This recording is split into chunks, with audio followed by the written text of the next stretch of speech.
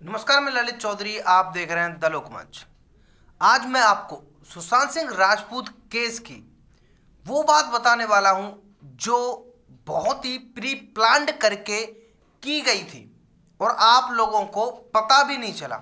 दरअसल सुशांत सिंह राजपूत को लेकर महाराष्ट्र के गृह मंत्री अनिल देशमुख का जो बयान था कि सुशांत सिंह राजपूत की भी हत्या हुई है, दरअसल वो मनसुख हिरेन वाले केस में ये बोलना चाह रहे थे एग्जाम्पल देके सुशांत सिंह राजपूत का। लेकिन बातों ही बातों में उनसे ये बात निकल गई कि सुशांत सिंह राजपूत की हत्या हुई थी, तो मुंबई पुलिस ने अच्छी तरह जांच की थी। यहां पर अब फंस गए अनिल देशमुख, क्योंकि इससे पहले अनिल देशमुख का बयान आया था कि सीबीआई बता देगी आप लोग हल्ला क्यों मचा रहे हैं कि सुशांत सिंह राजपूत का मर्डर हुआ है या सुसाइड की है। जब तक वो मानने को तैयार नहीं थे कि मर्डर हुआ है। लेकिन अब मैं आपको जो अभी की रिसेंट की स्मिता पारेख के एक ट्वीट से रूबरू कराना चाहता हूं जो सारे पत्ते खोल देगी। साथ में मैं आपको एक और न्यूज़ है वो भी बताऊंगा जो आप आपस में कनेक्ट होती हैं। वहां से आप लोग समझ जाएंगे कि ये सब क्यों किया जा रहा था। ठीक है, आप सभी को पता है कि इसमें एक मिनिस्टर का नाम सामने आ रहा था सुशांत सिंह राजपूत केस में। इवन शिवसेना के एक लीडर ने भी कहा था, नारायण राणे ने भी कहा था, नारायण राणे के बेटे उन्होंने भी कहा था। तो ये बात कांग्रेस के एक लीडर ने भी कहा था, इवन के मंत्री मौजूद था। तो ये प्रोपेगेंडा कैसे तैयार किया गया कि हमें सुशांत सिंह राजपूत की एक्सेप्ट ही नहीं करना है कि उनकी हत्या हुई है और इस केस को धीरे धीरे डाइवर्ट करते जाना है, जैसे कि सीबीआई अभी टाइम ले रही है और डाइवर्ट हो भी रहा है।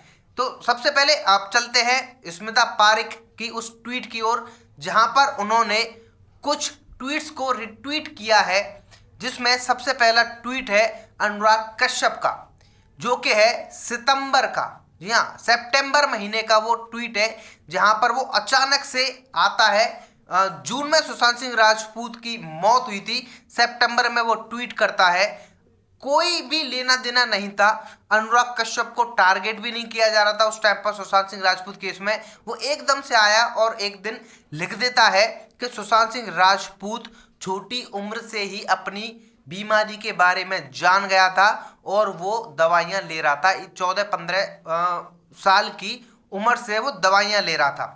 ये सिर्फ और सिर्फ सुशांत सिंह राजपूत के जो फैंस हैं उनके माइंड में एक ये डाल दिया गया ट्वीट कि देखो भाई ये किस, अब लोग क्या है वहां से अब अनुराग कश्यप को टारगेट करने लग गए। वो भूल गए कि कोई मंत्री भी इन्वॉल्व था। उसके तुरंत एक महीने बाद यानी कि अक्टूबर में स्वरा भास्कर का ट्वीट आता है।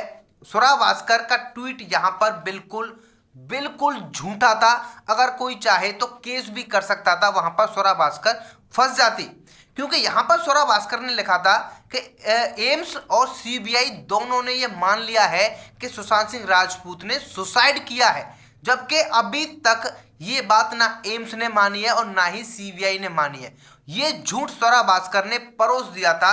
यहां पर स्वरा भास्कर को अब टारगेट करने लग गए लोग। अब भूल गए कि कौन सा मिनिस्टर इन्वॉल्व था, भूल गए। यहां तक ये दो ट्वीट्स ने अपना काम कर दिया। उसके बाद में अगले महीने फिर से एक व्यक्ति ट्वीट करता है, ये आप देख सकते हैं। उसके बाद अगले महीने फिर से एक ट्वीट आता है सेम टू सेम। इन सबसे पहले ट्वीट आया दीपिका पादुकोण का कि सुशांत सिंह राजपूत बहुत ज्यादा डिप्रेशन में था, भगवान उनकी आत्मा को शांति दे, वो दवाइयां वगैरह ले रहा था। तो ऐसे करके इस मुद्दे को डाइवर्ट किया गया। लेकिन वो बोलते हैं ना, सच्चाई छुपती नहीं है, कहीं ना कहीं सामने आ ही जाती है। तो ये सच्चाई अनिल देशमुख के मुंह से बाहर आ गई। मनसुख हिरेन डेथ मामले में वो बोलना चाह रहे थे एग्जाम्पल देके सुशांत सिंह राजपूत का, और उनके मुंह से निकल गया कि उसकी हत्या हुई थी जब मुंबई पुलिस ने अपनी जांच की थी। अब मैं आपको बताता हूं साहिल चौधरी के बारे में, जिसको मुंबई पुलिस ने उठाया था। उनकी वीडियो क्लिप मैं यहां पर आपको नहीं दिखाऊंगा, लेकिन मैंने उनकी वीडियो देखी अभी की। बहुत महीनों से वो शांत थे, क्योंकि उनके ऊपर धाराएं लगा दी गई थी, केस रजिस्टर कर दिया था। 4-5 दिन वो जेल में भी रहकर आए थे। टोटल ओवरऑल मैं बता दूं, जो साहिल चौधरी भाई हैं, उनका कहने का मतलब ये था कि सुशांत सिंह राजपूत के सारे सबूत मिटा दिए गए हैं और इसमें बहुत बड़े बड़े लोग शामिल हैं। उन्होंने ये भी बताने की कोशिश की गई कि कैसे उनके ऊपर झूठी धाराएं लगा दी गई, उनको एक आतंकवादी की तरह पेश कर दिया गया सिर्फ और सिर्फ एक यूट्यूब वीडियो बनाने के लिए। लेकिन वही लोग सुशांत सिंह राजपूत के सारे सबूत मिटा रहे थे, जो जांच कर रहे थे। ये एक बहुत बड़ी बात सामने आई है। अब आप लोग अंदाजा लगाएं कि शिवसेना के किसी भी लीडर से सुशांत सिंह राजपूत का कोई भी लेना देना नहीं था, ना मिलते थे, ना बातचीत होती थी, ना कोई लड़ाई हुई थी। तो शिवसेना क्यों नहीं चाहती थी कि सीबीआई जांचो सुशांत सिंह राजपूत केस में? क्यों साहिल चौधरी को सिर्फ एक वीडियो बनाने के लिए उठा लिया गया? क्योंकि साहिल चौधरी ने उस वीडियो बनाई थी उस मिनिस्टर को लेकर, उस मंत्री को लेकर जो सुशांत सिंह राजपूत केस में फंस रहा था। ये सारे पॉइंट्स अब आप लोग कनेक्ट कर लीजिए और एक ओवरऑल आप अपने माइंड में सोचिए कि ये सब क्यों हो रहा था। सिर्फ एक पॉइंट है कि उस मिनिस्टर के नाम को दबाने के लिए, जो सुशांत सिंह राजपूत केस में मेन स्ट्रीम मीडिया पर चल रहा था, जो एक्स सीएम नारायण राणे ने भी उठाया था। अब आप लोग जो भी आप लोगों का कहना है, आप लोग कमेंट में लिख सकते हैं कि ये बात अब आप लोगों के समझ में आ गई या नहीं आई। ये वाकई में एक हैरान कर देने वाली बात है कि महाराष्ट्र के गृह मंत्री इतने महीनों के बाद में अपने मुंह से बोले कि हत्या हुई थी। समझ रहे हो?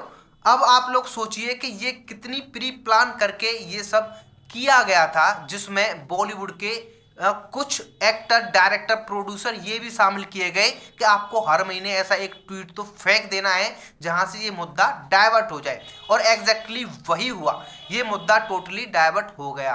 तो फिलहाल के लिए वीडियो में इतना ही। आप लोगों का क्या कहना है इस बारे में आप लोग कमेंट करके बता सकते हैं। चैनल को सब्सक्राइब जरूर कर लेना।